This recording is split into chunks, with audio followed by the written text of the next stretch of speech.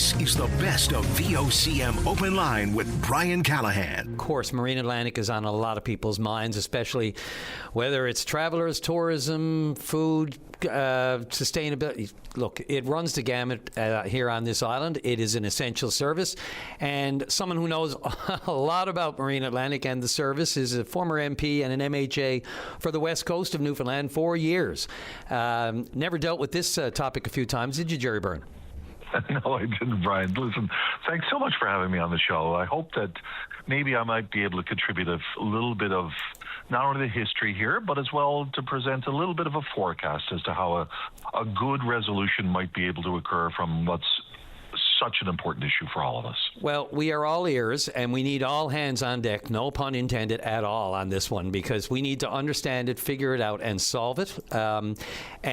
We are probably going to come up against a break in about 4 or 5 minutes, but hopefully you'll hold on and come through that one, because we definitely want to have enough time to talk about this issue. But off the top of your head, what do you make of the revelation now, just in the last few days, of the situation we're at, where, you know, the union has filed an application to reduce and have it less than an essential service than it is? I mean, we're talking, I don't know how the province would survive, Newfoundland would survive on 3 crossings a week and no service out of Argentia. But your thoughts?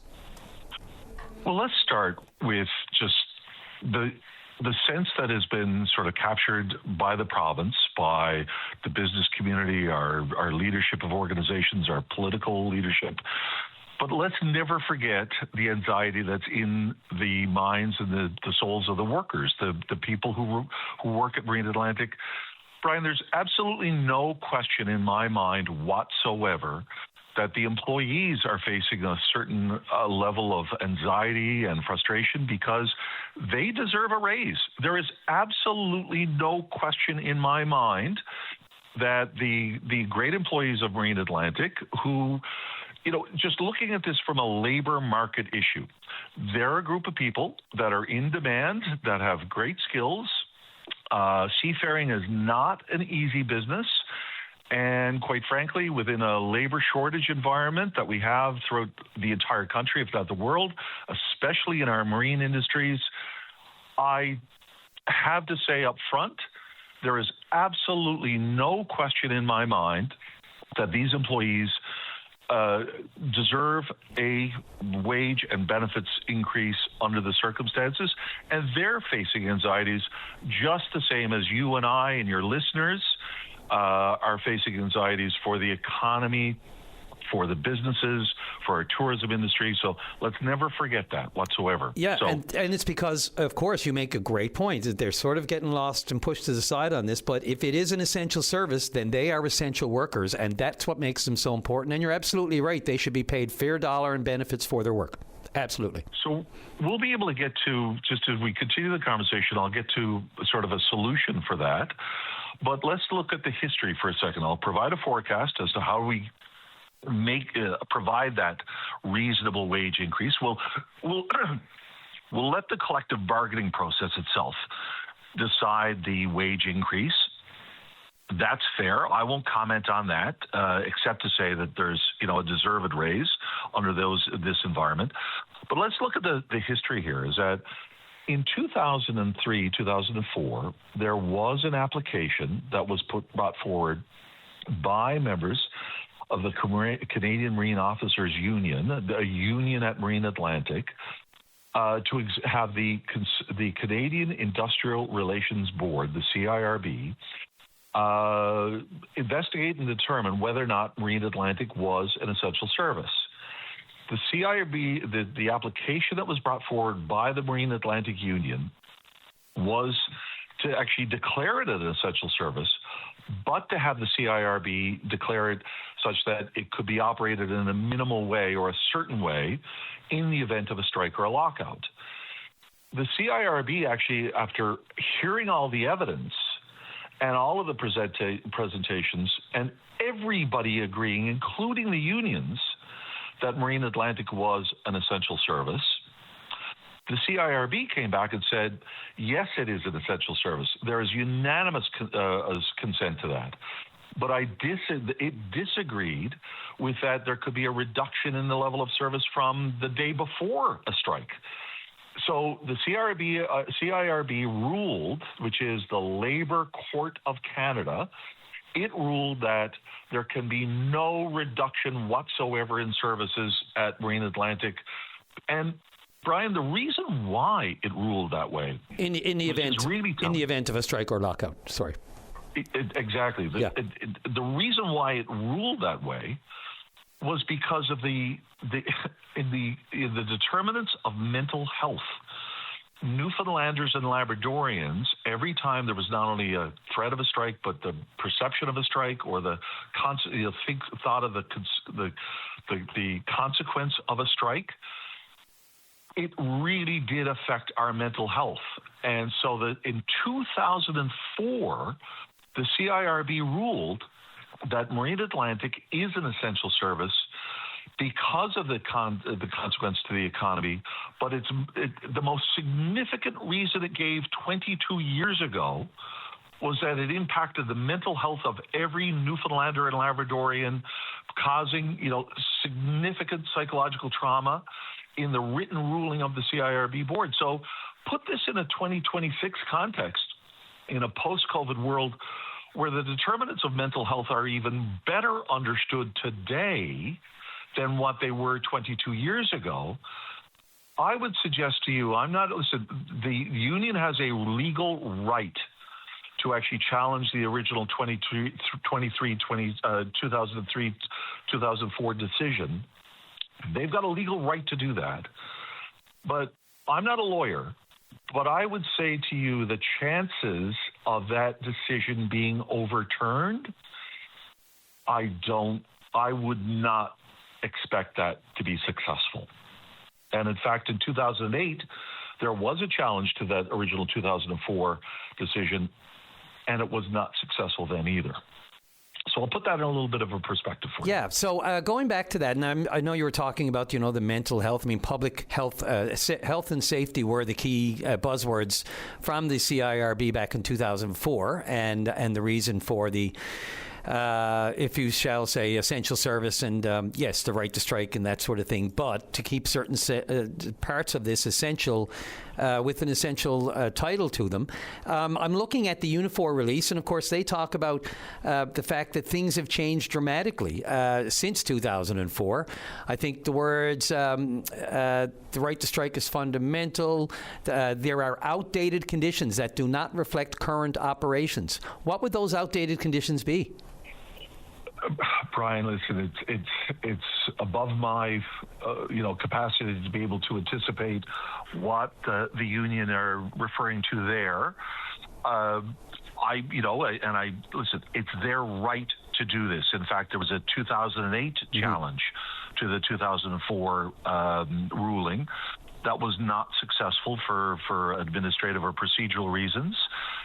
All I can say is that, listen, I think there's a certain level of comfort that people should take in the fact that the CIRB ruled 22 years ago that this operation is so important, not only to our economy, but to our mental well-being as a people, as a province, that this is a secure essential service.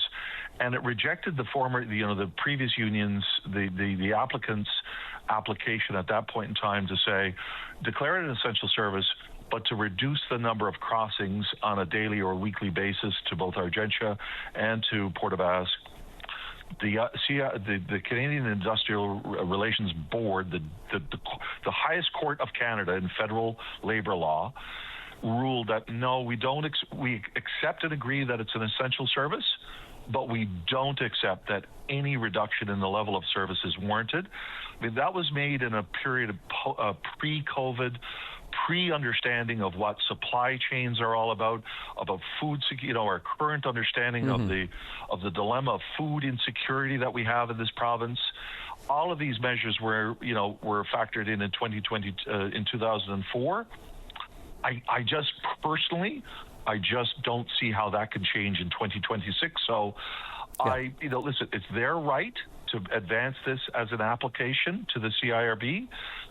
my personal forecast is that it may not necessarily be successful, and for all the right reasons. Yeah. On the surface, of course, I mean, it would appear, it would seem completely, that hasn't changed. The essential service is still as essential as it was in 2004 as it is today, arguably, as you just pointed out, more so. But again, it speaks to the importance of the workers, which you started with off the top. Jerry, I got to go off to, I wanted to keep you through the break, but I only got about a minute left. Sure. Darn it, there's not so much on this, and I welcome a call again, but I'll give you a minute to wrap up there.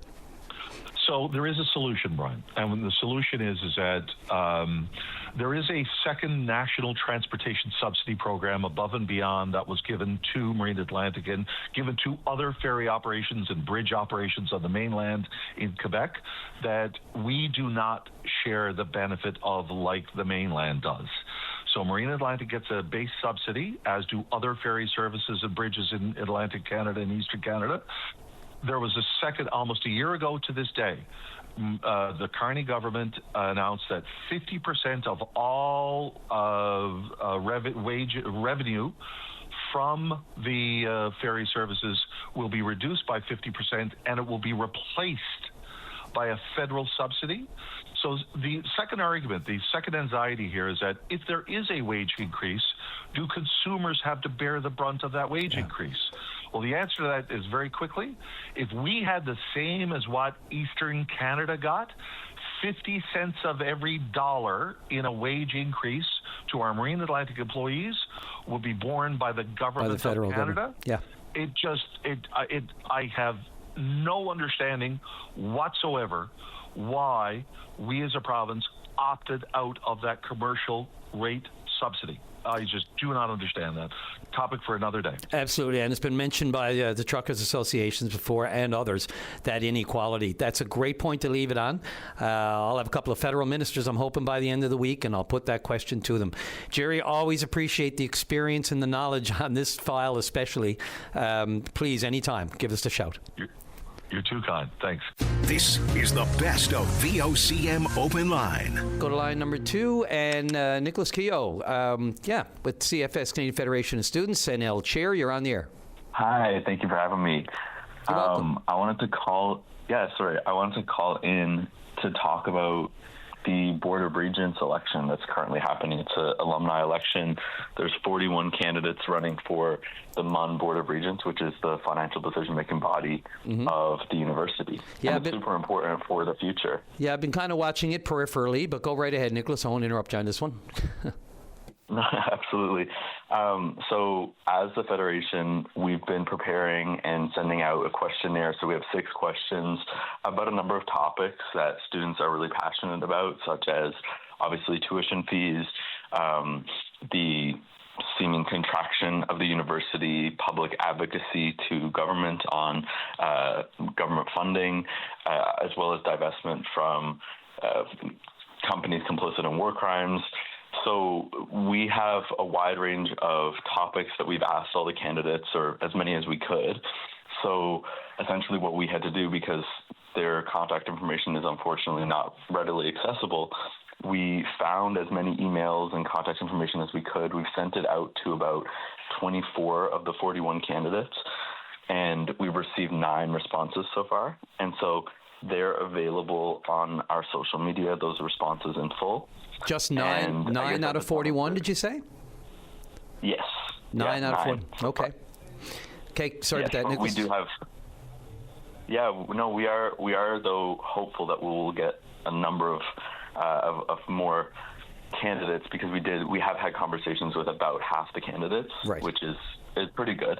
But we definitely want to see all the other candidates do that. So on our social media, there is a list of all the 6 questions, and so we're definitely encouraging all candidates who maybe haven't seen that to give it a look and send an email to myself at chair@cfs-nl.ca.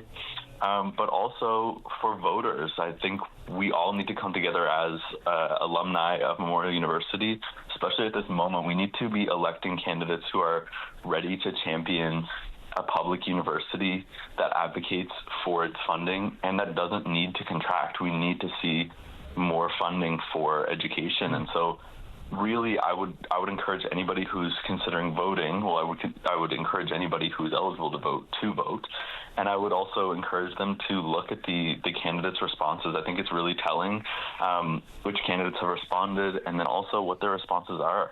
There's a wide range of ideas for the future of the university, and we really need to make the right decision here. Yeah, just to review, so there's 6 open seats and they're 3-year terms. And like Nicholas, I'm not sure I've ever remembered this much publicity or this much discussion and interest in the election of the Board of Regents members, but given all of the issues that are going on right now in flux at Memorial University, whether it's tuition fees, whether it's the infrastructure issues, whether it's the reduction in courses or staff issues and all the rest of it, the interest is absolutely all over. I mean, it's social media is flooded with it, which is a great thing. So, and voting continues, I mean, either way, right? I mean, if you get your person in, great, but the interest needs to be there when you consider all of the controversial issues, whether it's the Ode to Newfoundland, all of these issues that are looked at by the Board of Regents. People sometimes don't really consider that. So, and the elections of the Board of Regents has not always been, for a journalist, for the years that I've been at it, I don't recall this kind of interest before. The voting period is till June the 11th, correct? Yes.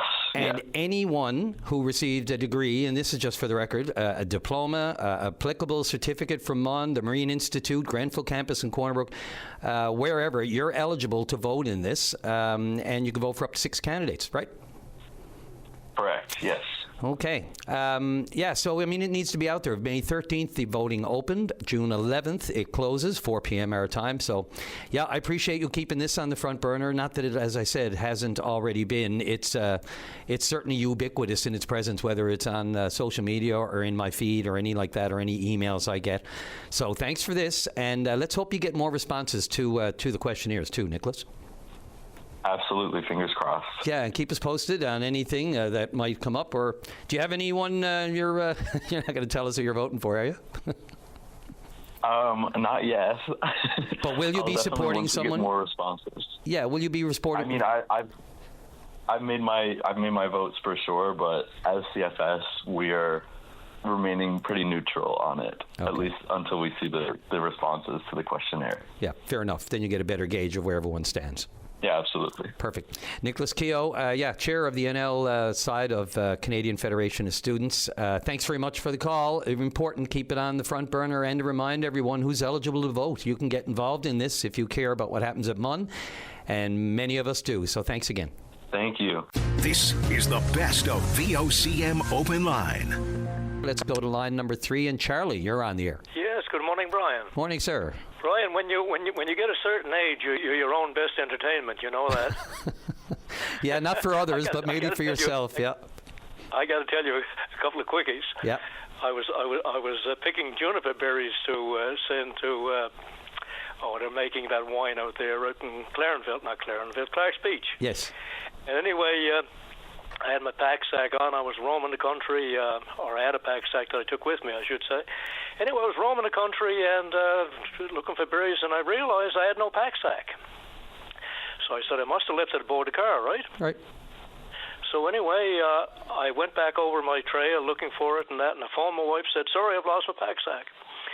So anyway, I went back to the car after I finished berry picking, and I was getting aboard the car, and something held up in the back. And guess what? My pack sack was on my back the whole time. and the last one, I was out fishing last year, and I got hold of a shark or something. Anyway, I burst the line halfway up, right? So I reeled it in, and my buddy was up front, and he took the line and he attached the jigger. I was always used to those old-fashioned jiggers, right? So I took it and cast it overboard, and I lost 7 fish in a row. And I said, what the hell? I got to give this up. And you know what? There's a plastic cap on the barb of the hook. It was still attached. That's why I was losing the fish. Anyway, I said, I better give this up and go home. Anyway, that's my 2 anecdotes for there. Well, good enough. I mean, look, it could have been worse, right? These weren't, sometimes we forget to do things that can be a lot more repercussions to them. But those are a couple of good ones that, fortunately, no harm was done. And no harm was done. I want to speak about Tom Davis. I've listened to Tom. God, I don't know how many years. Probably 10. And a more sensible, rational, intelligent person, I don't know of any that would top Tom. He's got his head on regarding so many issues, especially about overspending, the financial situation, councils as well as governments and people. His understanding of the debt and what it will do for this province. Climate change, lifestyle sustainability, waste and littering, every topic you can name. Tom has been a great advocate. So when he ran for council, I predicted he would run into some trouble. And I predicted it would be the old guard. I can understand his frustration. I remember trying to get curriculum changes for climate change back in the 90s when it was identified as a coming future catastrophe. And I remember at meetings and that being laughed at and mocked and so on. And it's hard to keep it cool sometimes. You want to say, what the hell? Read up on this. Get knowledgeable. Do something. Anyway, I can understand his frustration sometimes. And he was man enough to apologize for his intemperate language, I think he called it. So I'd like to say, Tom, you're doing a fine job. Keep it up, and don't let him beat you down. I don't know if you want to comment on that or not. Yeah, look, my first concern is these are HR issues, and so we'll never get the complete story unless someone wants to tell it. Initially, Councillor Davis wouldn't mention who the initial tete-a-tete was with, but then Deputy Mayor Ron Ellsworth came out and said it was him. But they won't get into exactly what was said back and forth. It's been described, and there are other incidents, but the specific incident that's been outlined between himself and Deputy Mayor Ellsworth was very brief. And, my first thought was, I hope this isn't just a heated conflict over issues and that sort of thing. I mean, Tom can be, as you said, abrasive. He sort of bends the standard down there, as instead of everybody walking the line. He will call out different decisions made by council, made by staff on a regular basis, whether it's here on the show or whether it's in the chamber. I don't think that should ever be silenced, but if it gets personal and it crosses personal lines and then it's into, it's all subjective, right? And the problem here is the privacy around this leaves us all to make assumptions. And, that's never a good thing. I mean, it'd be great if there were more openness about exactly what we say, then we can all make good, solid, rational judgment in our own minds as to whether or not this crossed lines as far as the code of conduct goes. It's been determined so I'll accept that. But I would like, in these situations, especially regarding elected officials, I agree, if you have VPs and stuff in different organizations, and we've seen this happen over time, where a VP might be let go or whatever, that's into the weeds of administrations and CEOs and all. But when we have elected officials, I think there should be much more transparency as to what exactly went on, and the voters who elected these people should be able to make their own judgment based on all the information. And I understand HR, but we're being asked here now to make decisions in our mind in a vacuum without all the information, and that's never a good thing. Well, I understand I'm getting a little hot under the collar if you're trying to advance some of these issues and getting nowhere. So for it, I believe it only happened once, but I'm not sure about that. But anyway, he apologized for it, and he's a human being. We all got egos, so. As far as I'm concerned, it should be the end of the matter. I hope he keeps up what you call is a little bit of abrasive style and raises issues that should be raised. Anyway, I'll leave that. Got about a minute there, Charlie. I'm really sorry, but go for it. Okay. I've often thought that the crowd following Trump have to be a cult, and I would always give them the benefit of the doubt. No, they're just deluded and so on. Well, he promised them no wars. He promised them the Epstein that would be put out in the open. He promised them several things on affordability. I forget some of the others. These were major things that MAGA supposedly supported, and he went backwards. He didn't follow through on any of these things, and he still has a base there of about 30% that no matter what he does, So that would be my definition of a cult, when he betrays everything he promised them and ends up they still love him. I don't know if you want to comment on that. I'll just briefly say, he reminds me of Sam the Record Man. I don't know who remembers Sam the Record Man, Canadian icon. He used to say, I said it, I did it. And one thing you can't take away from him, all the things he said he was going to do, he's doing. In addition to, and then yesterday, Dominic LeBlanc, Canada's trade rep, has meetings with the U.S. He walks away, and then hours later, they go and announce new 10% tariffs. And for all Trump's positive talk of a deal to end the war with Iran, solely to placate the markets, we know that. He says something positive, the markets react, and he's happy. Trying to artificially stem the rising price of everything, let alone fuels. They're back blasting each other again. They were fighting, back and forth last night, attacks on Kuwait overnight in retaliation for what the Americans said were defensive strikes in the Strait of Hormuz. So, a lot on that bone, Charlie. I wish I had more time, but I got to get going. Okay. Thank you, Brian. All the best. This is the best of VOCM Open Line. I know some of you out there have mentioned you're just paying lip service to this good news, positivity stuff. No, sir. The need to do that is real and more important than ever, and we're going to push it 100% on this show to make it a safer, more comfortable place to discuss whatever you want. But to quell all that naysaying or the skeptics out there, I present to you Exhibit A. On line 6, Dr. Kevin Power, Munn Professor at School of Human Kinetics and Recreation, the Chair of the Canadian Society for Exercise Physiology, clinical exercise physiologist and high-performance specialist, and I could go on, Dr. Kevin Power. How are you? I'm doing fantastic. How about yourself? Good. If I keep going with that, it'll be positive, but it'll take up all of our conversation time. So, look, this is beyond timely. I don't need to tell you, with everything going on right now, and specifically in council. Like, I look at, the things you're talking about here, about people need to, create spaces. We need to create spaces where people feel safe to contribute, or spaces where they quietly decide it's not worth the risk. Those are the choices. But sure. You're all over this. You're by nature a positive person with plenty of optimism, tempered by realism. What do you make of what's happening these days and the importance of positivity?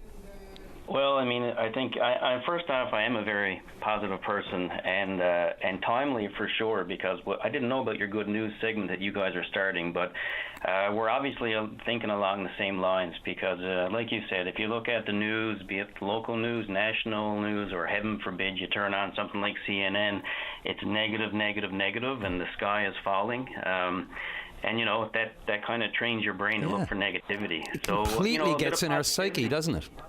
Oh, it really does. And, we all know people who are probably a little more negative than they are positive, and, that negativity spreads. But the bright side of that is positivity spreads as well.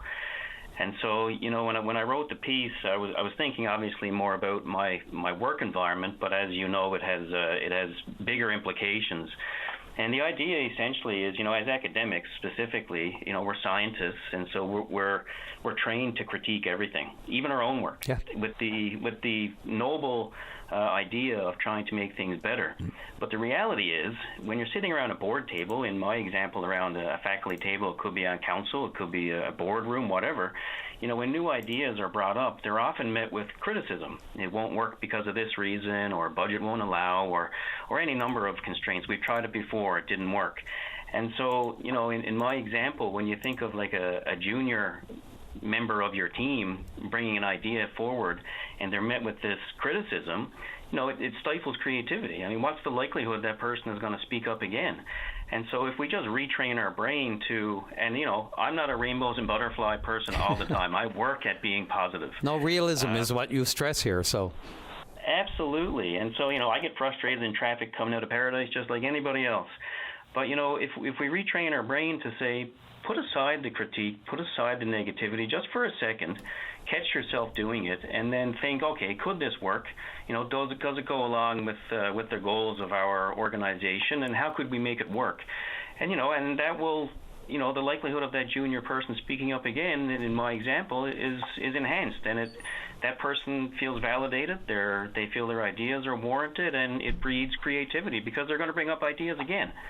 And so, at the university, and the university in particular, we've got a lot of fantastic people here doing an awful lot of wonderful work. Faculty, staff, amazing students. But the reality is MUN is not typically put in a positive light when it comes to the news. Be it, we had a strike a few years ago, and then our president got ousted, and, the budget that everybody knows about right now, how MUN is struggling. But we've got a lot of great people doing a lot of great things. And so I think we need to focus on the positives sometimes, because if you're thinking positively and looking for opportunities, that's a different mindset than focusing on the negative. Absolutely. And, this I should mention, you mentioned your piece. This is an op-ed piece that you wrote for the MUN Gazette that caught my attention, caught our attention here. There's one line in there, you really, that stands out to me, and this is important just to get into the door of positivity. You mentioned that you don't act positively to get the effect. It's a byproduct of being positive. You know what I mean? And people, that's a really, specific thing to understand, understanding the potential impact of being positive as opposed to just acting positively. Absolutely. Can you explain that a little bit?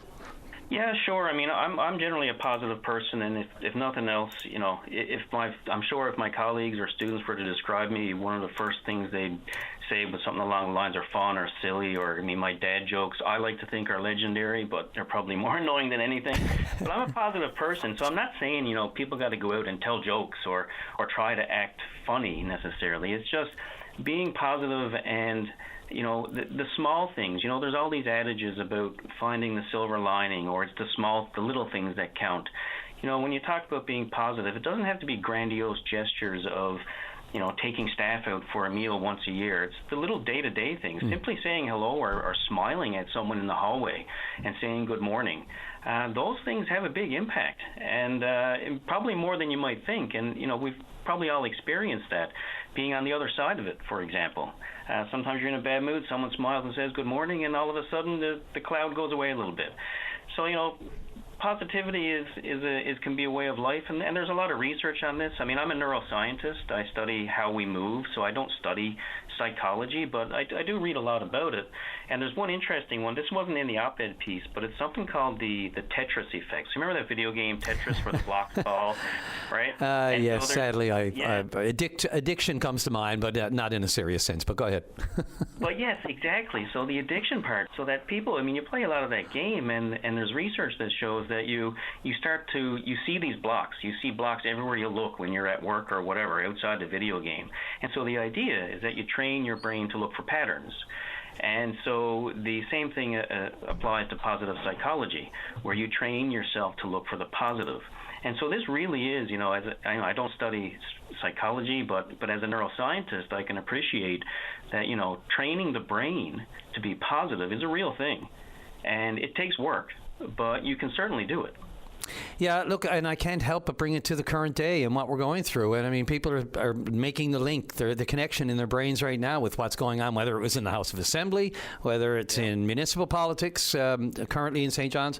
You talk about creativity being stifled when people are hesitant or concerned that they can't bring an idea forward, even though it might be in all the positive sense, because there'll be the naysayers or the predictable, look, we've done this before, we've heard this before.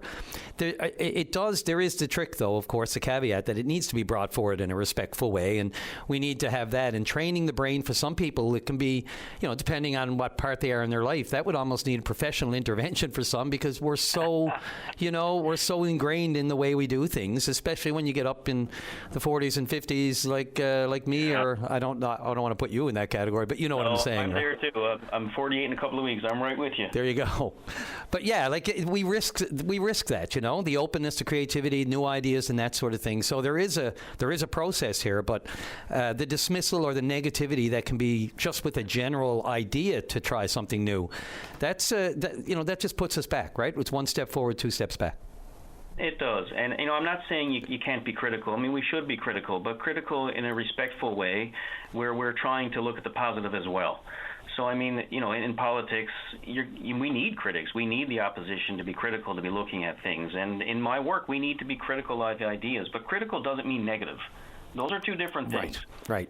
Yeah, so and as you said, don't let my kindness be mistaken for weakness or badness, Yeah, exactly, and that's a key thing is that and you say this to kids. I know my son. I've said it to him. Be kind, but don't let people mistake it for weakness, because it isn't. And sometimes people view it like that. If you're kind and kind of silly or fun or jovial, kind of like I hope that people see me, that doesn't mean that I don't have strong opinions or that I won't argue points. There's a difference, but you try to do it as positively as you can.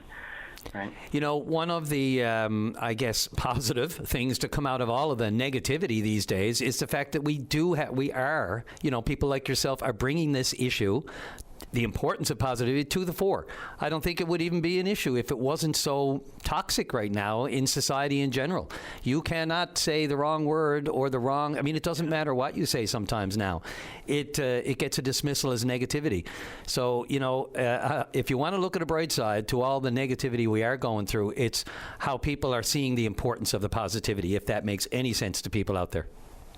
Yeah, it absolutely does. And I think, I'd be remiss if I didn't say over the last 4 years, so I've given a lot of talks, community talks, to sports teams, youth sports teams. Yeah. So anywhere from 8, 9 years old up to 16, 17 years old. And a lot of those talks, the vast majority of them actually, and it's hockey, football, soccer, basketball, you name it, have been on positive self-talk.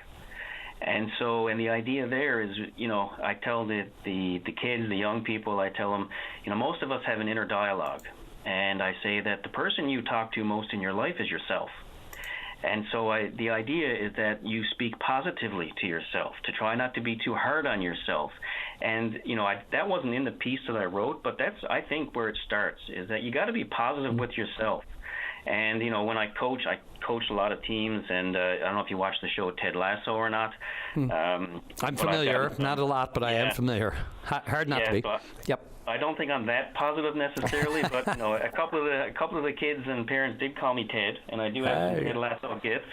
But one of the other things when we talk about positive self-talk, and one of the things I try to ingrain in the young athletes is, something Ted Lasso said, which is be a goldfish. Yes, which essentially means goldfish have short memories. So if something negative happens, try to forget about it. Learn from it, move on. As humans, we dwell, right? We just dwell. Well, and I'm not saying, like the gentleman you had on, 15 minutes ago. I mean, terrible situation. And, finding the positive in situations, it can't always be done necessarily, or not that easily. So I'm not trying to downplay any of those very serious things that people are going through, or myself, and go through, we've all had trials and tribulations. But certainly you try to learn from it and move on, but don't dwell on the little things. Yep. It's great power of thinking. Of course, it's another thing to overcome the mind when things can get really rough and tangly. And last thing I'll say is, like you're talking, talk to yourself and talk positively. Just make sure you don't do it out loud, because you'll get some strange looks. That's true. And it sounds like we're about to finish up. So one thing I would like to finish with is something I finished with a op-ed with. Sure. And it's what I consider the real power of positivity. And that is, this idea that if I have a positive influence on 5 people over the course of a month or a year or whatever, and those people go on and have a positive influence on 5 people of their own, then the power and the strength of positivity really is in that exponential growth. So that one person, by being positive to just a few people, can have this far-reaching effect where positivity spreads.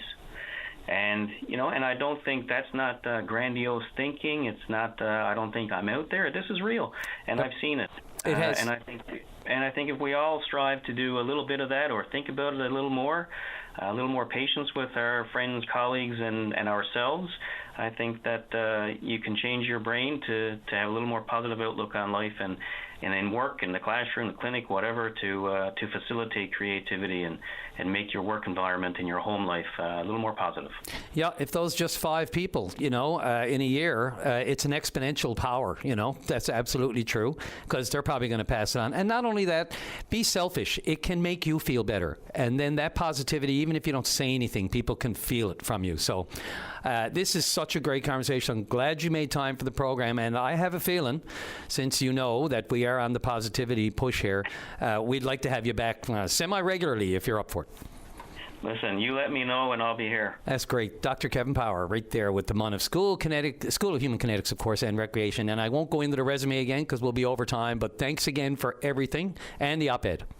All right. Thanks very much for having me. This is the best of VOCM Open Line. Let's go right to line number one. Ross has been waiting patiently. Ross, you're on the air. Yes, good morning, Brian. How are you? Great, boy. Nothing going on. All right, on perfect.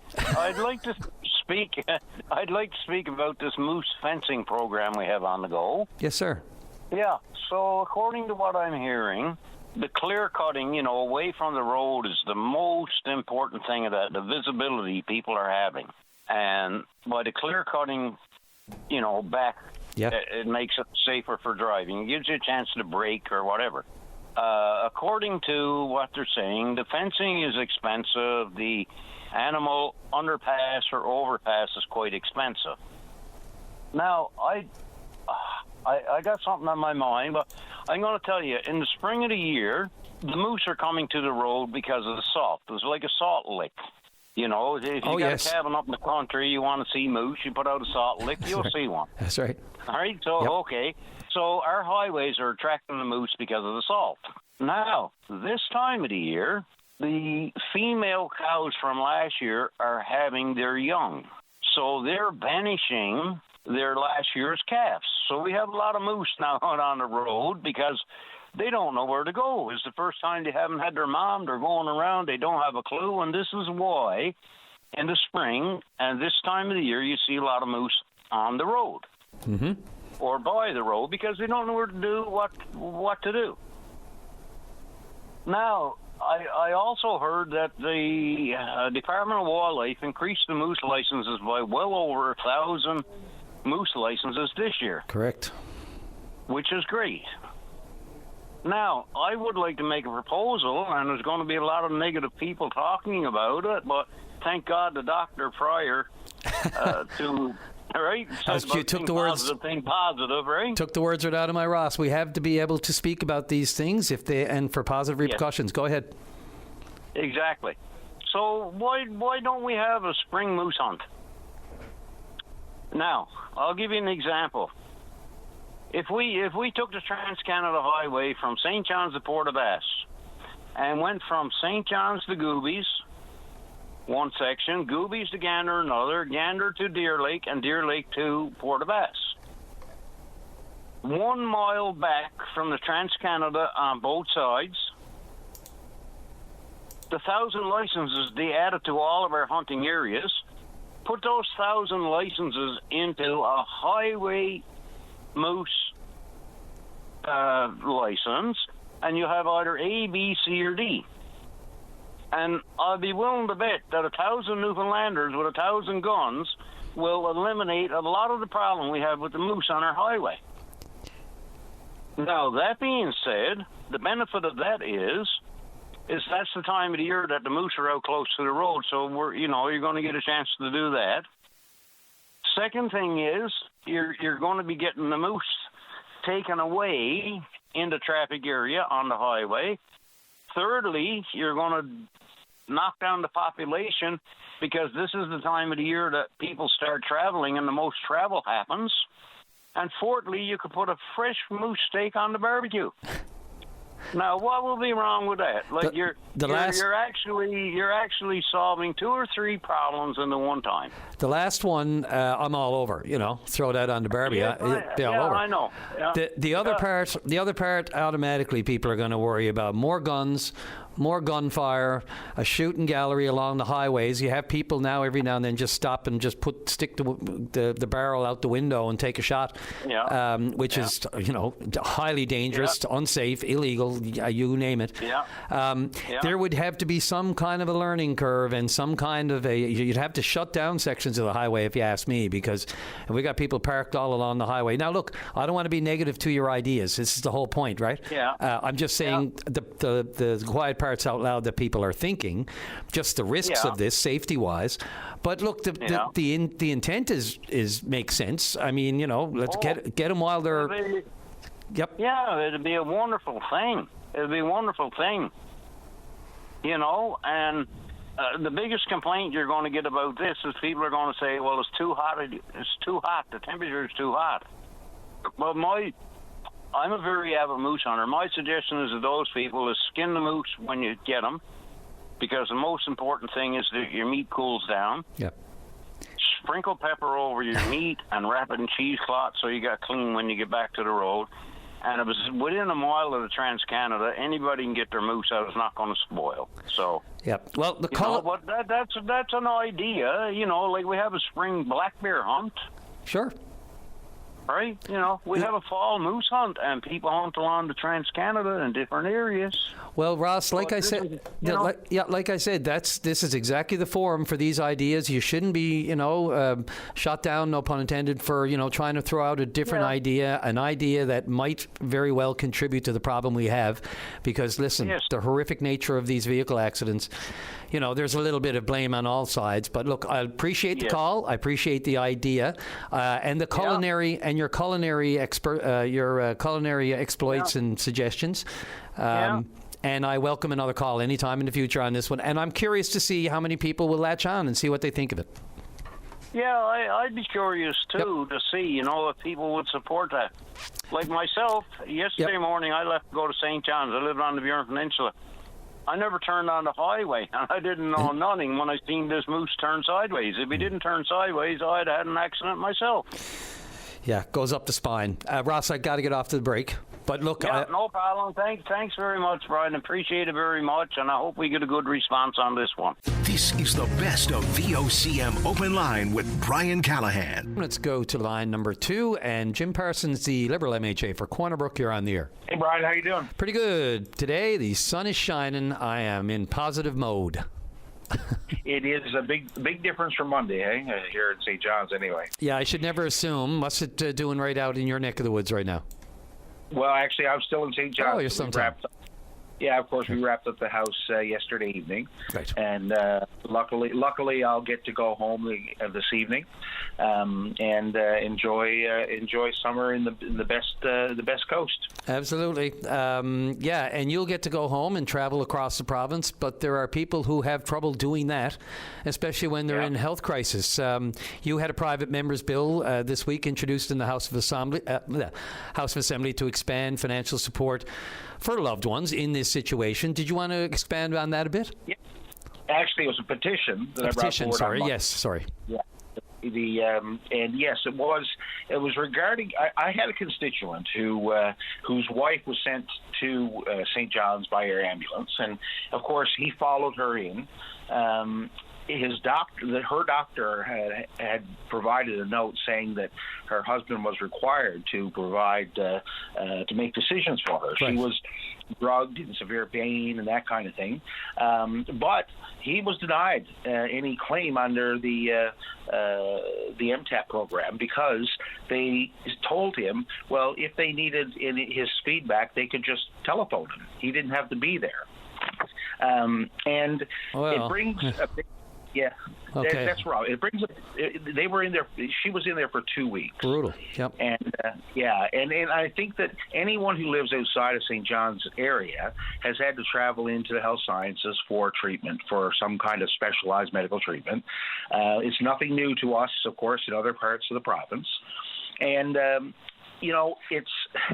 it seems cruel and unusual that you have someone, you have a loved one who has to go in for treatment, but unless, like the way the policy works is, unless they need physical help to travel or to get dressed or daily living activities, that kind of thing.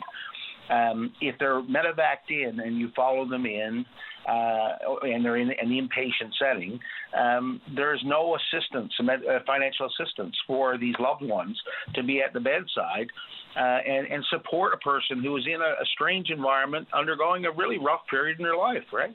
Absolutely. The designated support person, whether it's a spouse or another family member or in any situation like that. I don't know if you heard our earlier call, the gentleman with his father and and to have them not have that next to them, it's as important as a doctor, if you ask me, especially for someone who's in end of life or in a serious situation, health situation. Absolutely. And you know what? In preparing this petition, because I'd like to see some expansion to the policy to help family members who are doing that. They're not going to into St. John's for fun. They're there God. to. They're stressed out. Their family members who are getting care are in a desperate situation, of course. But I also did a bit of research on this in terms of the value of having someone bedside when you're getting medical treatment. And there is a lot of evidence to show that, when you have someone bedside, they actually do get better care. There's a less chance there's any medical errors. They often have reduced pain, and their symptoms are treated better, and they get out of hospital faster. Yeah. That's and there's lower readmission rates. So that's all beside the human aspect of this, which is the emotional aspect. Yeah, and it's a no-brainer. This is not a medical breakthrough, what you're saying here. We all know this, and unfortunately, it's the red tape and bureaucracy and government that gets in the way of it, and dollars and cents. Well, and again, there is the MTEP policy, of course, which supports, and it doesn't cover the full cost, of course, for people who do have to travel for treatment. It is limited, and I understand that you have to have rules around how that's applied because, we do have limited resources, of course, and we also know, like us who live in other parts of the province, we know that certain medical treatment has to be concentrated at the health sciences say. Yeah. It makes sense to have like tertiary care for certain cardiac things, cancer treatment. So we know we can't expect to have the same specialized treatment everywhere in the province. I don't think anyone's unreasonable about that.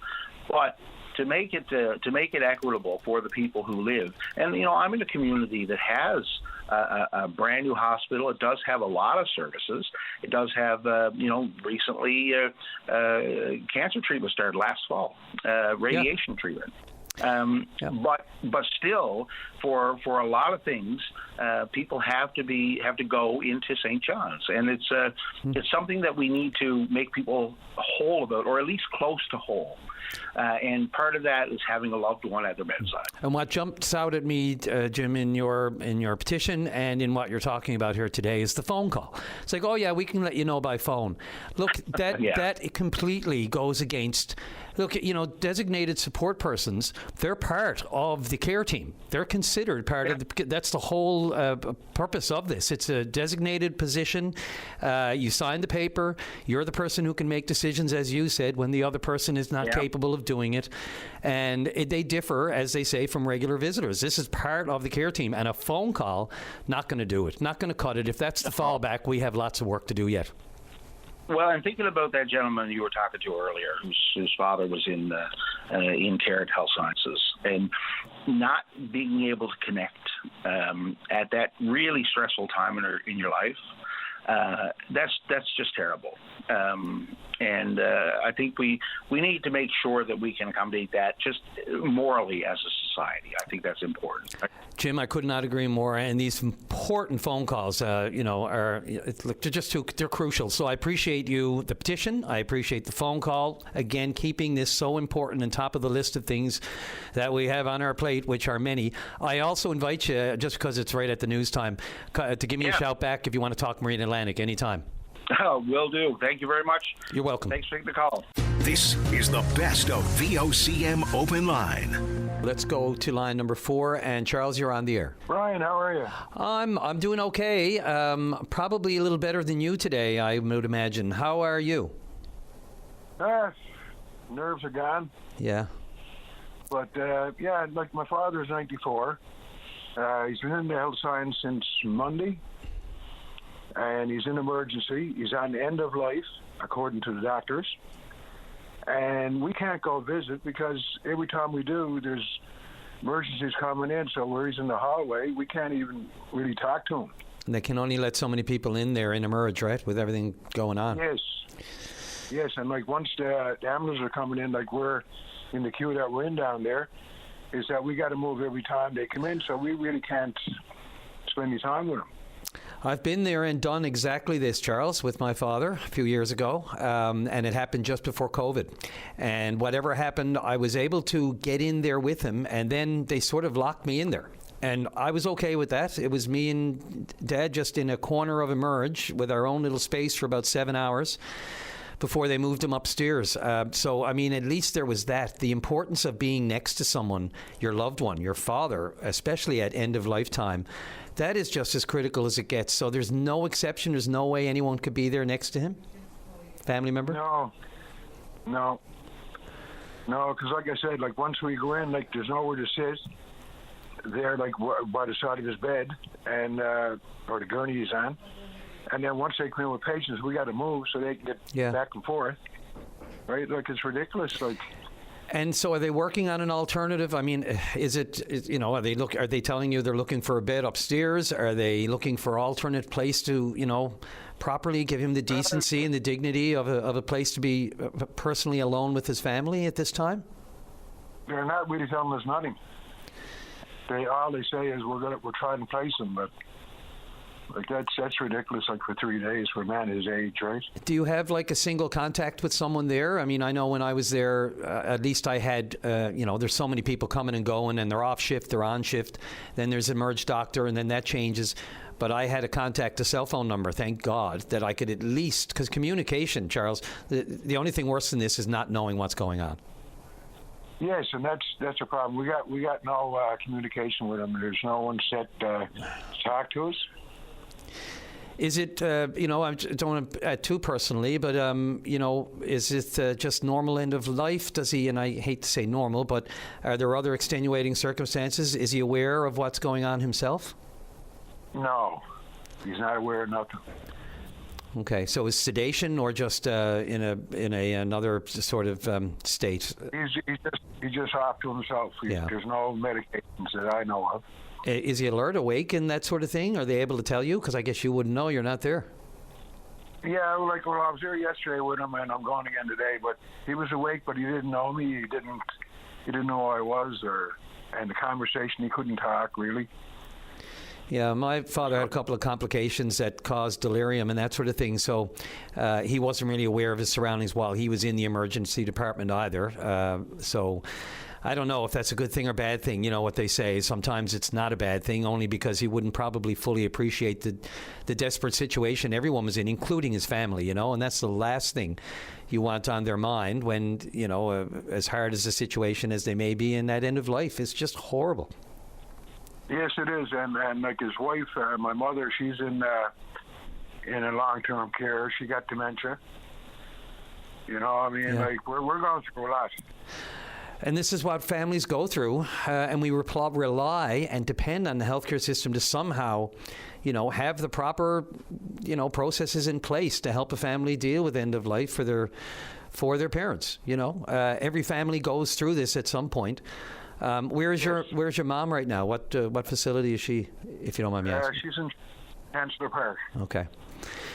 And so, what's the best thing they can tell you? Every hour could count in a situation like this, right? Yes, I like to have a place where we can go, like, have a room for him so we can go visit where we don't have to be moving out of the way all the time, so we can sit down and enjoy the last moments with him. You know what I mean? Or I do know what you mean. And I expect, I'll bet you the staff would like that too. There's no question. I mean, it's not the ideal place, for what amounts to palliative care, I guess. I mean, that's the last place they should be. You look at how the great treatment and the staff at the Miller Center and that sort of thing deal. I mean, that's a more, families who have the luxury, well, I'll call it a luxury, but are in a situation where the system does work. They're moved from acute care to a different setting, a different kind of care, which is the big problem in healthcare right now. We have too many seniors in acute care not getting the proper care, while the acute care beds for emergent situations and more, as they say, acute care is what they should be treated for. I'm sure that the emergency department there and the staff and the doctors would rather your father be in a proper place, but it speaks volumes that it's taken 3 days for that to happen. Yes, and I know they're like us. They'd like to have them moved too, because it'd be better for the families, better for them, and I understand that part. But I mean, the healthcare is gone. Like, it's the worst I've ever seen it in my life. Yeah, and until we're in these situations, first-hand situations, that we experience it, it just makes us that much more aware. Charles, I can't imagine. Look, I wish you nothing but the best. I hope you can get some communication with someone soon, and your father is in a more personal place where the family can be with him. As you said, end of life. This is the most crucial time. 94 years with him, and now for the final hours to be disrupted by a healthcare system that absolutely is in a crisis. It's just, it's the system that's really not treating your family, or the 94 years that your father has spent on this planet. It's not fair to him either. It's just not fair. No. Hopefully, like, we'll get something done in the next day or so. Like, I'm trying to do what I can do. Well, we wish you nothing but the best here, and I'm sure you're not alone. So, and we know you're not alone. We get the calls, unfortunately, too often. Charles, yes. I know you have other more important things, obviously, your father being the most important on your minds right now, but I appreciate this call because it needs to be said. It needs to be reminded. People need to know that just because we don't have constant calls about healthcare doesn't mean it's still not in a crisis. And unfortunately, these calls are representative of what's going on. Yeah, no, I understand, man. Thank you. I appreciate it. Nothing but the best to you and your family and your father. Please, if you get a moment, let us know. Let us know that you get some help and that he does get placed in a proper area so that you can have your proper time with him at this time. I'm just beside myself here. I'm so sorry. Yeah, no, I will, Brian. I'll let you know what happens in the near future. Thanks, Charles. I appreciate it. All right, thank you. This is the best of VOCM Open Line. Let's go right to line number one, and let's see. The co-founder of Newfound Sand, Dave Saunders, you're on the air. Hey, how you doing, Brian? Good, Dave. Listen, by people listening out there, this is about glass recycling. And if you're like me, any of these people, anyone listening, it kills me to throw glass in the garbage. It just really does. Whether it's mustard pickles or anything that can't be recycled, that's not accepted by MMSB, it kills me, and I know it kills other people. First, two questions: is there anywhere else in the province right now that's recycling glass? And how soon do you hope to make this a regular thing? Yeah, so I'm with you. It grinds my gears to a degree. Yes, Peter Griffin. And just to a simple point, right? Because if having a glass of wine at night, I can take that wine bottle and bring it to a Green Depot, right? Mm-hmm. So, but if I'm enjoying mustard pickles with my Jig's dinner, I can't. So it's one of those things. It's like, well, glass is glass, right? If it's recyclable, it's recyclable. Now, there are a bunch of reasons why you can bring a wine bottle to the Green Depot, and that will get recycled, and why the pickle jar won't. But to be perfectly honest with you, it basically all boils down to there being a deposit put on it, right? So the bottle bill program that the MMSB oversees has actually been very good. The MMSB as an organization has been phenomenal. The reason why I'm so passionate about this is because I learned about this in the 90s in school through the MMSB programs.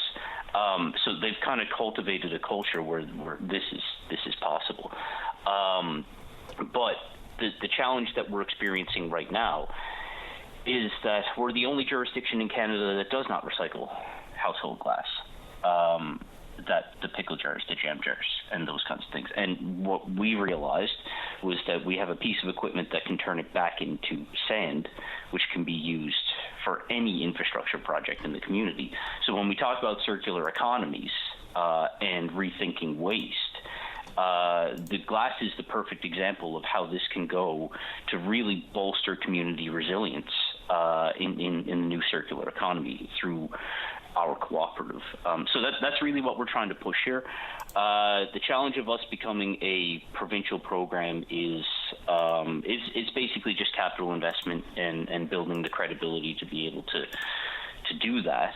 And that's kind of where we're to right now. We're in conversations with the province as well as the MMSB to hopefully see how we can do that effectively. Well, we've had conversations before. I mean, obviously, this was in the news. I remember we did stories with Newfound Sand in the past. So what's been happening in the past couple of years? Like, why was there a lull, and why is it now back on the radar and potential? The lull is kind of a very complicated question, I think. Over the winter, we've been struggling a lot behind the scenes to secure facilities, and also keep in mind this is just volunteer, right? So myself and the board members are all volunteering our time. We all work full time on top of all this. So without a dedicated funding to be able to even get staff, it becomes a challenge. But where we're to right now is we now have dedicated, agreements in place, and through grant funding like the Atlantic Edge Credit Union, it is small grant funding, don't get me wrong, but we are able to research and develop and test a concrete product that can be used. So we're actually looking to incorporate it into benches, into countertops, into pavers, and planters that can be used in community projects. One of the things that we did secure last summer was a MOU, or Memorandum of Understanding, with the Great Coastal Trail Authority. I don't know if anybody here is familiar with the Great Coastal Trail Authority, but they are building a coastal trail network from Parsons Pond to Roddickton on the Great Northern Peninsula. They're hugely focused on tourism, basically bring accessible trails and coastal infrastructure to the communities up there. Yep. So we have an agreement with them where we would supply recycled glass aggregate, and we're now changing that to do benches and planters and pavers. So what's really cool with that is you bring us your pickle jars, and we're literally building community infrastructure from what would have gone to the landfill. Yeah, and your business model basically is to reduce it to sand, and then produce, as you said, countertops or whatever. Geez, that would have come in handy when Paradise was looking for sand for volleyball at the Canada Games. Yeah, yes. So when we see those types of figures for what sand is paid for to bring on the island, it moves from a no-brainer to why the heck isn't this done? And that's just one example, right? That's just one example, the Paradise thing. But I'm sure you've researched other areas to do this, what it could be used for, of course. The trick is making it economical. I agree. But I guess we're wondering, most people are still just want to know the bottom line. When do you think we could have a regular depot to drop off our glass so we're not throwing it in the garbage? I do know you have something planned for the farmers market on June the 20th, I think, and only because I don't have a lot of time left, got a couple of minutes here. Do you want to tell me a bit about that? Yeah, sure. So real quick, the St. John's Farmers Market on the 20th is when we're going to do our next community event. Where we're located in town now, our capacity has increased, so we're hopeful that we can last the whole day, but we will only collect until it's safe for us to do so. So get there early. The other thing that I would say, Brian, is that the challenge of a provincial program, really, it lies with government and with the MMSB right now, and how we can work with them to really do this. We do know that because they're actually transporting glass out of the province now, the province is paying a significant amount of money to recycle glass as it is, and we put a proposal in front of them for a glass program that's not just cost stabilization, especially with the war in Iran and shipping prices. This will save the province millions over a 10-year term. So we're hopeful that those conversations bear fruit in the next year. Yeah, well, with the emphasis on the environment, you'd think there'd be a lot more grant funding than what's available for something like this, because this goes to the heart of, our landfills and everything else. I'm just curious, the farmers market's a busy spot. There's a lot going on in the parking lot, inside the doors. Is there capacity to handle? Because I know I'm going to be dropping off a bag of glass. I'll get there early because I just store it until hoping that there'll be some way to, for my own environmental conscience, that it'll be saved. But are you concerned a little bit about how busy it will be? And I can think of a lot of people who will want to drop off glass that day. Yeah, we've got a pretty good system down. Like, we'll have a bunch of bins and a U-Haul truck and all that kind of thing, and we'll be able to handle logistics there. We've got several volunteers that are going to help. But what we do tell people too is once we get to a level that we're overwhelmed, the last thing we want is to leave any glass on the property. So if we have to close early, we will. It's a point of frustration, but again, this speaks to the resources that we have. If the moment that we get some resourcing, some grant funding or some significant capital investment, then all this will change, right? Yeah. But I'm actually really looking forward to see. I'll be there on the 20th as well. So if you're coming out, stop by. Let's have a chat. Oh, absolutely. And Dave mentioned in my ear, it'd be great to have drop off even bins around the city or wherever you can do it. But as you spoke to, the resources right now, you're still in kind of a ramp up stage, right? Yeah, and until we get that support, like we're having conversations with industry partners about innovative ways to do this. And just one last point, because I know you do need to go. Yeah, go for it. What we did, like, we've got the business community behind us. We've actually had to turn down major service contracts with major industry players because we don't have the capacity to be able to do it. We don't have the scale equipment that can. So, like, the glass demand is absolutely out there. The business community is crying out for it. You go into any restaurant, they're annoyed that they break glass and got to throw it to the landfill too.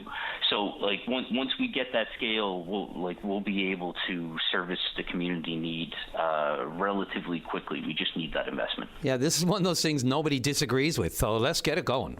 Listen, Dave, I appreciate the time, and hopefully I'll see you on the 20th. Yeah, thanks. Looking forward to it, Brian. This is the best of VOCM Open Line. Let's go to line one, and Bill, you're on the air. Morning, Brian. How you doing? Pretty good. Pretty busy, but that's good, and trying to keep the positive. Oh, awesome, because that's exactly what I got for you. Yes, nice segue.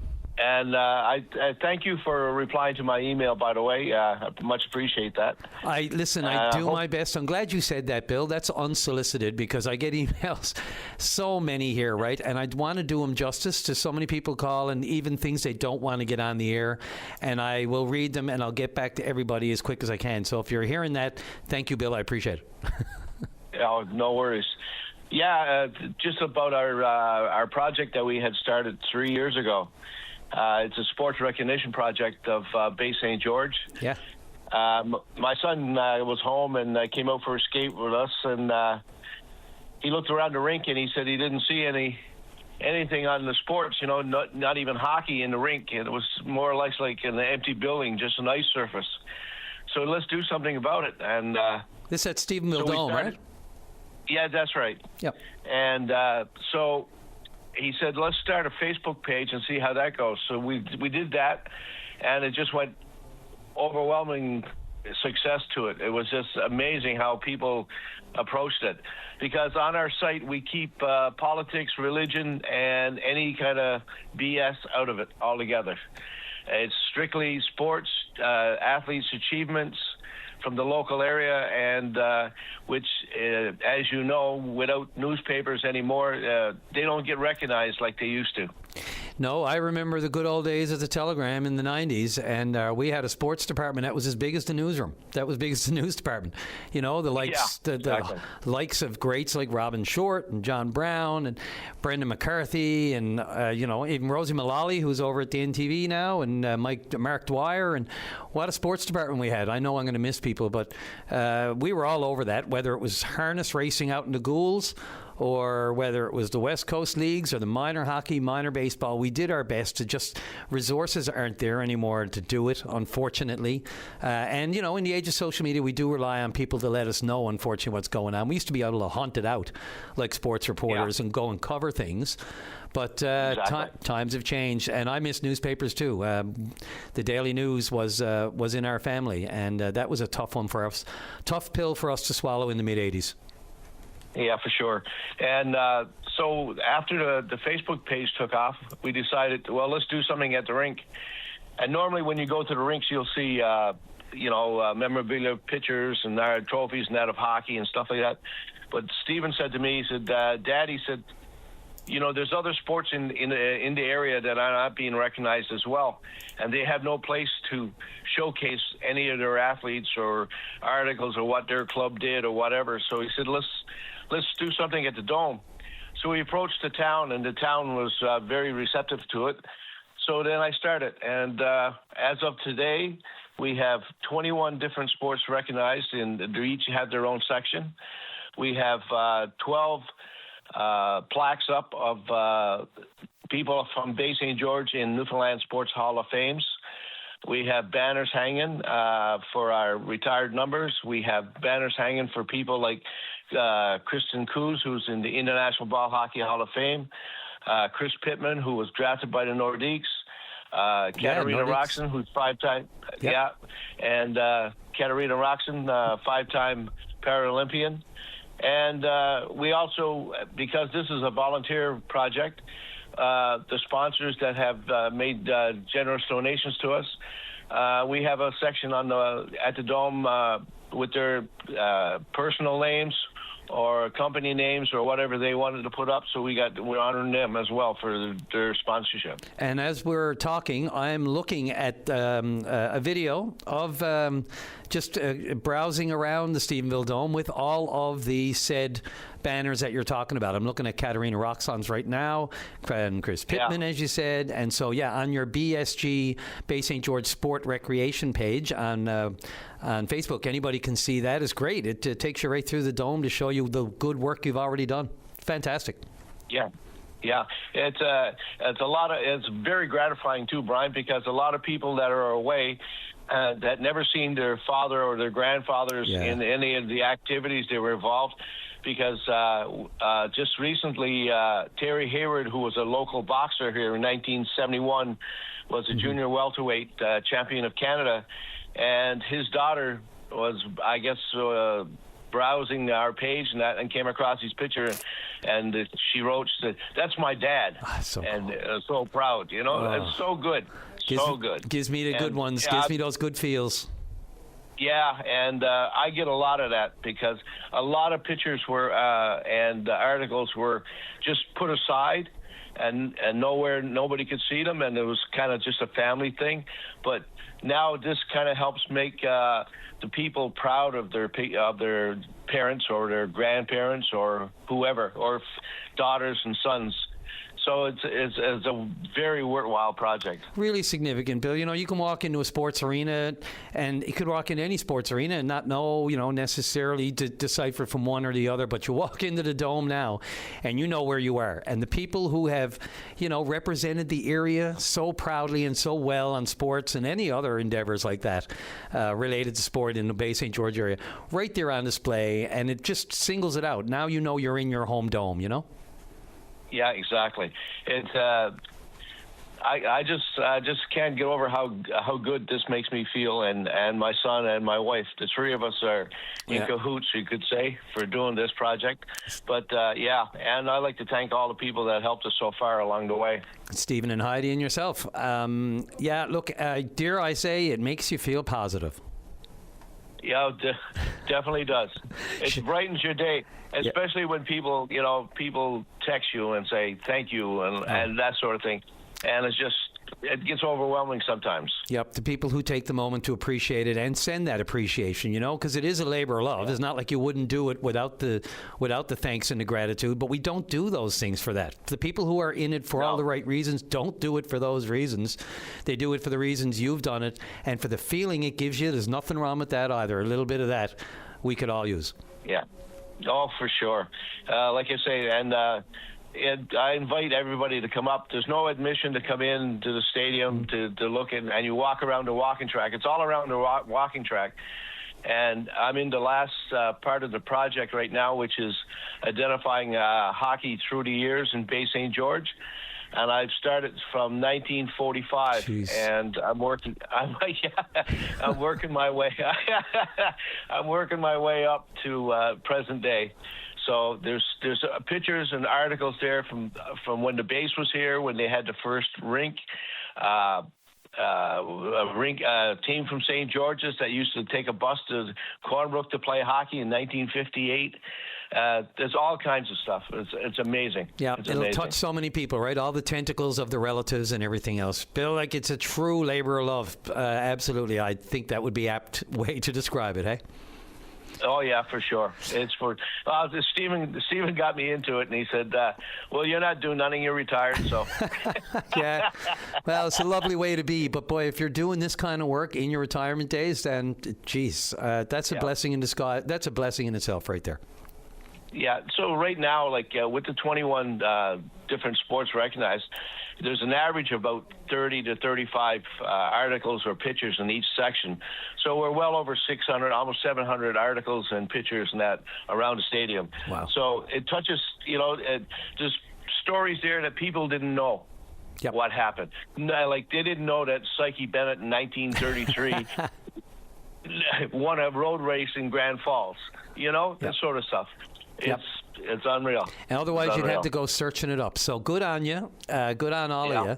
And next time I'm out there, it's been a little while. I love Stephenville. Some good years there in the early 2000s with the festival. So I look forward to getting back whenever I can. Bill, thanks for making time for this. Thanks for the good news, the positivity, and keep up that great work. Thank you so much. And Brian, you're on our way. Just look me up. I'm not hard to find. Oh, yeah, I'll find you. I'll personally guide you around. I look forward to it. Maybe I can fly into the airport if it's in August or September, Okay. I won't hold my breath on that one, but... Staying positive here. Staying positive. Oh, yeah, definitely. Definitely. Sorry for that. No way. That's all good, Bill. I appreciate it. This was great. I appreciate it. Thanks a lot. Thank you, Brian. Thanks so much. This is the best of VOCM Open Line. Our West Coast reps are well represented today on Open Line. Let's go right to Bill on line number 5. Bill, you're on the air.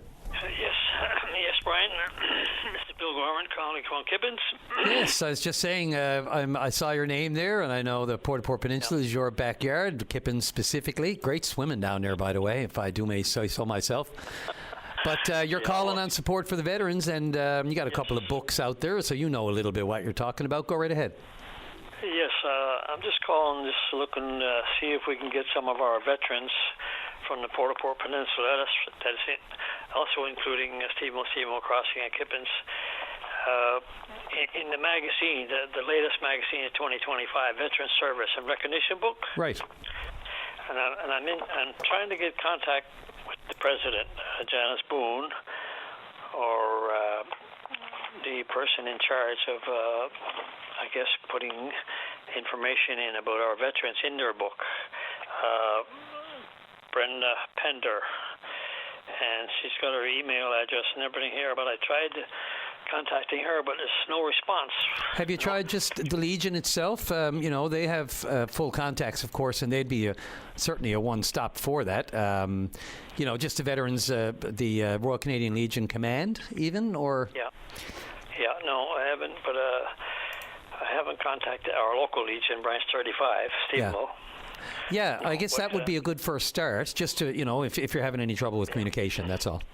Well, I thought maybe contact the president, and her address is there, but there's no return address, no return mail or anything like that, or Brenda Pender, who's probably responsible for getting sample copies of Veterans Service for her magazine. Yeah. But there's no response there either. So the number for Brenda you tried was the 6666 number?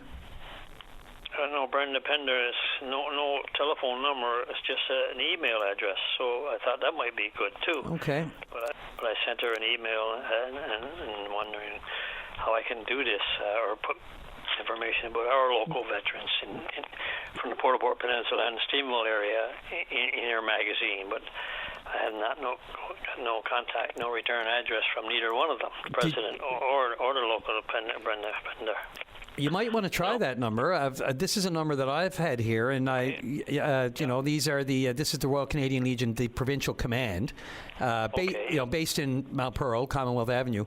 But they have several numbers there, and there's one there with Brenda next to it, and it's. Can you give me the telephone number then? Sure, it's a 709 number, of course, 753-6666. 753-6666. And I imagine there, at the very least, there'd be a voicemail there. So. Yeah, well, very good. That's some contact I hadn't had. Yeah, and even if that's not the one stop, you know that they'll have the information one way or another. I can't imagine they wouldn't. I mean, this is all for the good of veterans and recognition. Hey, I mean, it is the recognition book, so yeah, I'm sure they'd be all over that. Yes. Yeah, I was just wondering, the reason I did the book is to just highlight our local veterans, right? And hopefully, by writing a book and including their biographies, it might catch on in other districts of Newfoundland, right? Newfoundland and Labrador. Yeah, and you got a little bit of reputation behind you. You got the two books, The Remarkable Seniors from the Port-au-Port Peninsula, and of course the Lest We Forget, The Life and Times of Veterans from the Port-au-Port Peninsula, World War II, the Korean War. It's fantastic. And Stephenville Crossing, the latest ones in the last couple of years, right? Yeah.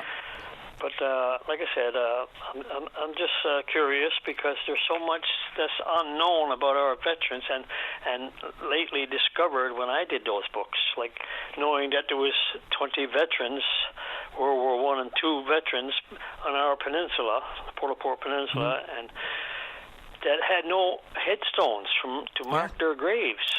It was unusual and unreal. I couldn't believe it. It's not just to the West Coast. My grandfather was the same way, and my mother was fighting for years through the Unmarked Graves program with the federal government to try to get a proper headstone.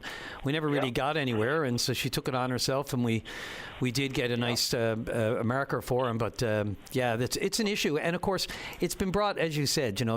Our veterans need to be remembered. It certainly, came more to the fore with the return of the unknown soldier a couple of years ago. That brought it back to the fore and really rekindled our understanding and appreciation for everything that any of our veterans have ever done for us. Yes, and it was just simply contacting the Last Post Fund. When I discovered that there was 20 unmarked graves on our peninsula, no headstones for our veterans, just a matter of a phone call, and they were put in place almost immediately. Yeah, if there's no stone, they will jump right on that through the Last Post Fund and the Unmarked Graves program. Absolutely. That's right. So I was just wondering, maybe it'd be important to illustrate that or to explain that. It's so easily accomplished, right? And other discoveries like that. Like I was 65 years old before I knew my dad's uncle was in World War I. Nobody told me, so I had to find that out on my own. Right.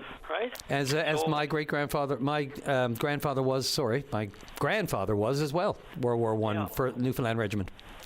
And it was so simple. It was in the rooms at the archives in St. John's. All the information about my great uncle.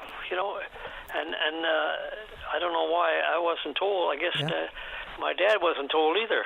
That we had a World War I veteran, and he trained in Edinburgh, Scotland, and he died in Edinburgh, Scotland. He picked up measles and died at 17 years old. It was unbelievable. We're all just one half, removed. We are in some way, and sometimes we just have to find it, go searching for it ourselves, because again, the Newfoundlanders in this province, Newfoundland and Labradorians who grew up in this province, and have all the relatives going back a couple of hundred years, or whatever. We all have those tentacles. We're all, removed by half a relative, and we're all connected in that way, in one way or another. And when we think about the losses in the war and our finest and youngest men and women, we know that, unfortunately, for a lot of us, our genetics and our heritage and our families were interrupted by that and lost generations. Yes, and our younger generation, are not aware of our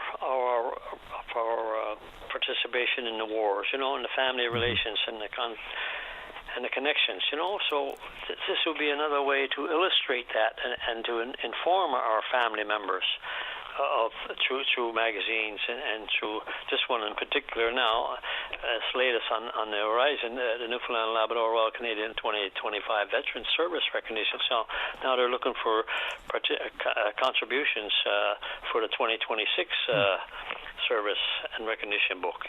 So I was trying to do something, and I can't get access to the president or the person in contact to contribute to the magazine for our local veterans on the West Coast here. Yeah, and I'm not making excuses. It is less than a month out from July 1st, which is, right. I'm sure they're all busy with the various ceremonies that will happen across the province, as they should and regularly do. Not make excuses, but I would say maybe they're not aware for one way or another, whether it was the way we tried to communicate or tried to reach them, may not have been aware, but I know for a fact, and you know too, they welcome any of this kind of, any addition to our historical archives of our participation and our losses and the bravery and the heroics of the Newfoundlanders, in the World Wars.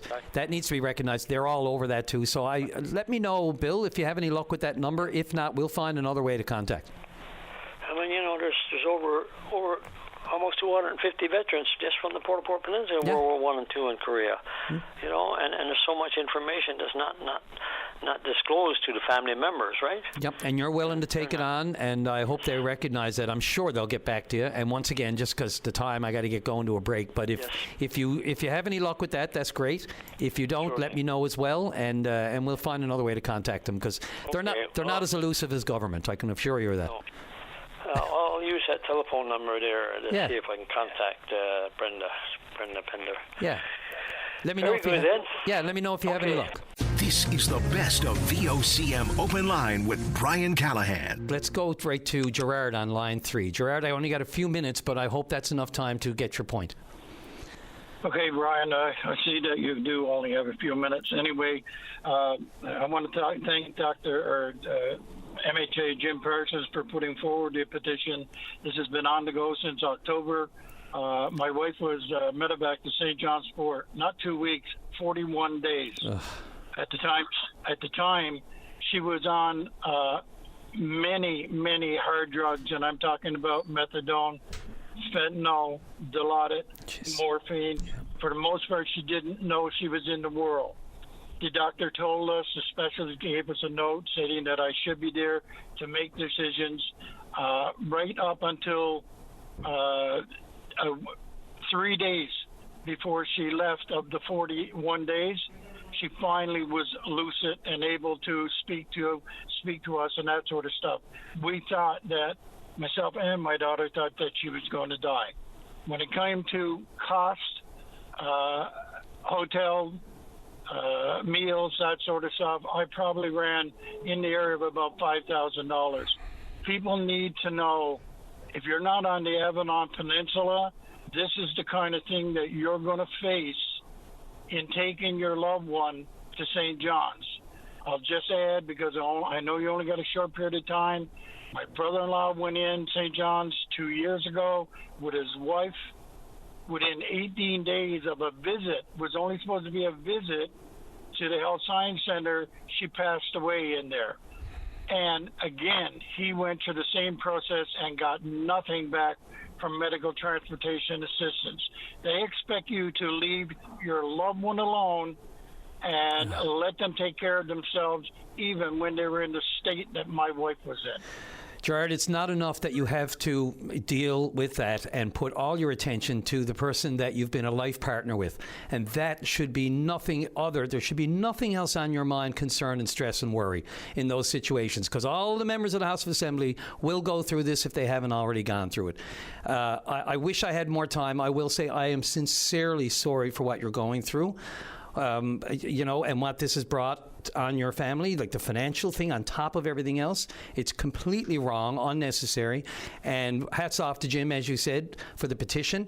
I really hope that gains traction and people see it for what it is and how important it is for people like yourself and others, as you said, God forbid they're in the same situation. Well, unfortunately, we have to lean on Leela Evans or the Premier at this time. They know exactly about this. I sent them the information, and still they refuse to do anything about it or make any changes to the MTAP program for escorts. Well, right? Gerard, it's on the top of my list. We are long overdue for a call from the Premier or the Health Minister, and that's a priority now for us. So we will get this addressed the next time I have them on the air.